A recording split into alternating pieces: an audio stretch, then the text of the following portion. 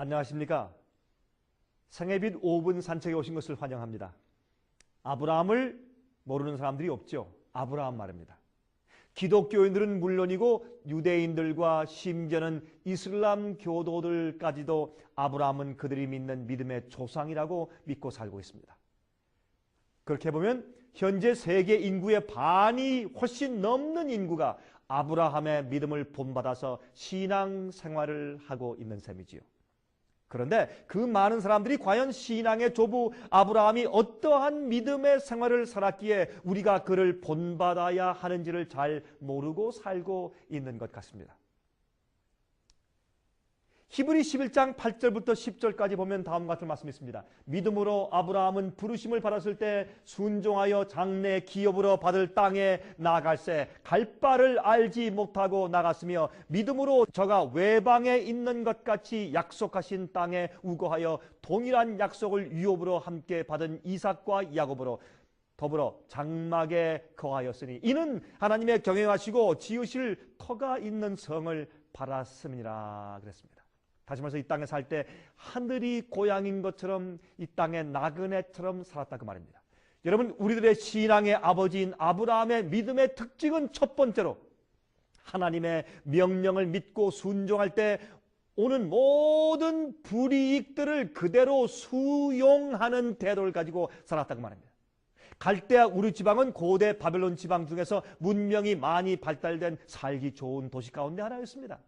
하지만 우상 숭배와 바알신 숭배가 만연했던 그 도시에서 떠나가라고 주님께서 명령했죠. 그때 아브라함은 갈 바를 알지 못하고 가라고 하는 방향만 제시받고 무조건 떠났습니다. 서쪽을 향해서 팔레스타인 지방을 향해서 떠나기 시작했습니다. 이것을 믿음이라고 성경은 부르는 것입니다. 왜 그는 그렇게 할 수 있었을까요? 아브라함은 하나님께서 무슨 말씀을 하시든지 무조건 따라서 순종할 수 있을 만큼 하나님을 알고 신뢰하는 관계에 있었다 그 말입니다. 이것은 하나님을 잘 알기 때문에 생기는 결과입니다. 모르는 사람이나 신뢰할 수 없는 사람을 우리가 어떻게 따를 수가 있겠습니까? 그렇죠? 그것도 온 가족의 생사 문제가 걸린 생판 모르는 곳으로 이주해 가는 문제를 모르는 사람을 어떻게 신뢰하며 나갈 수가 있겠습니까? 하나님을 잘 아는 깊은 신뢰가 있어야 하는 것이 아니겠습니까? 하나님의 말씀을 따르기 위해서는 어떠한 불이익을 당할지라도 따라 나가는 신뢰가 필요합니다. 그것이 믿음입니다. 여러분은 하나님을 믿으십니까? 그저 정신적으로 위로를 받고 사는 수준에서 믿으십니까? 아니면 정말로 하나님을 믿으십니까? 정말로 믿는다는 것은 성경에 말씀한 이 하나님의 말씀과 명령대로 따라 사는 것이 믿음입니다. 성경 말씀을 읽고 말씀하신 대로 따라서 순종해 사는 것이 믿음입니다. 그것이 없으면 믿음이 아닙니다.